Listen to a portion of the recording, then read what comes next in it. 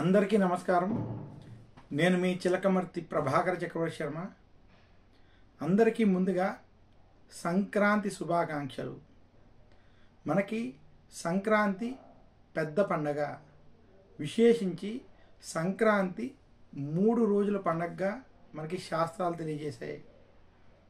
జ్యోతిష్ శాస్త్ర ప్రకారం సూర్యుడు మకర రాశిలోకి ప్రవేశించేటువంటి సమయం ఏదైతే ఉందో అది ఉత్తరాయణ పుణ్యకాల సమయంగా, అలాగే పురాణాలలో కూడా భీష్మాచార్యులు వారు ఉత్తరాయణం కోసం అంపశయం మీద వేచి ఉండి ఉత్తరాయణం ప్రవేశించిన తర్వాత భీష్మ ఏకాదశి రోజు ఆయన తన శరీరాన్ని విడిచిపెట్టడం కూడా మనకి పురాణాల ప్రకారం ఉత్తరాయణం యొక్క ప్రాధాన్యత చెప్పబడింది.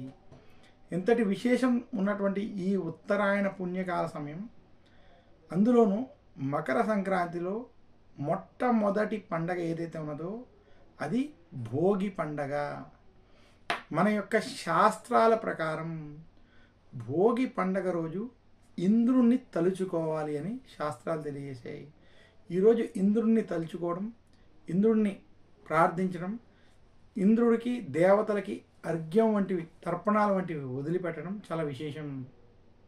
ఈరోజు ఇంద్రుణ్ణి పూజించడం చాలా విశేషం. ఇంకా భోగి పండుగ రోజు విశేషించి సూర్యోదయానికి పూర్వమే లేచి ఆ రోజు భోగి మంటలను వేయడం, ఏదైతే ధనుర్మాసంలో గొబ్బెమ్మల వంటివి పెట్టి అవి భగవంతుడికి సమర్పించినటువంటి ఆ గొబ్బెమ్మలు ఏవైతే ఉన్నాయో ఆ యొక్క గొబ్బెమ్మలని భోగి మంటల్లో వేసి అలా భోగి మంటలను వెలిగించడం ఈ యొక్క సాంప్రదాయం.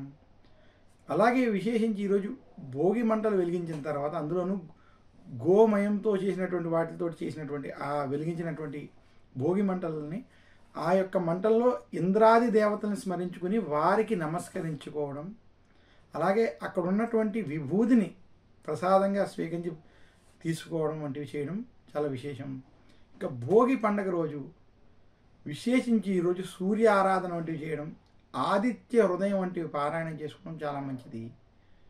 ఈరోజు సాయంత్రం విశేషంగా పిల్లలకి భోగి పళ్ళను, అంటే రేగి పళ్ళతో భోగి పళ్ళను వారికి పోసి వారికి దిష్టి వంటివి తీయడం వల్ల వారు ఆరోగ్య ఐశ్వర్యాలతో ఉంటారని, విశేషించి ఈ భోగి పళ్ళు పోయడం వల్ల భోగి పళ్ళలో ఉన్నటువంటి సూర్యునిలో ఉన్నటువంటి శక్తి ప్రభావం చేత వారికి ఆరోగ్యం సిద్ధిస్తుందని కూడా మన యొక్క పురాణాలు తెలియజేశాయి.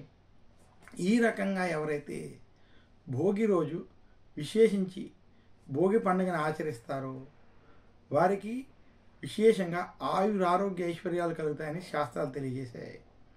భోగి రోజు ప్రతి ఒక్కరూ ఆచరించవలసిన విషయం, ఈరోజు విశేషించి తలస్నానం వంటివి ఆచరించడం, పుణ్య నదుల్లో స్నానాలు వంటివి ఆచరించడం మంచిది.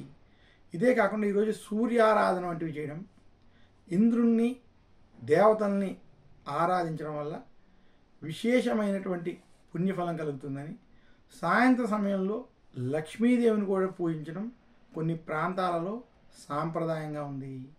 ఇంతటి విశిష్టత ఉన్నది కాబట్టి మన సంక్రాంతి పండుగల్లో మొట్టమొదటి పండుగ భోగి పండుగ చాలా ప్రాధాన్యమైనదిగా కూడా చెప్పబడింది. మరొక్కసారి అందరికీ భోగి పండుగ శుభాకాంక్షలు, సంక్రాంతి శుభాకాంక్షలు తెలియజేస్తున్నాను. నమస్కారం.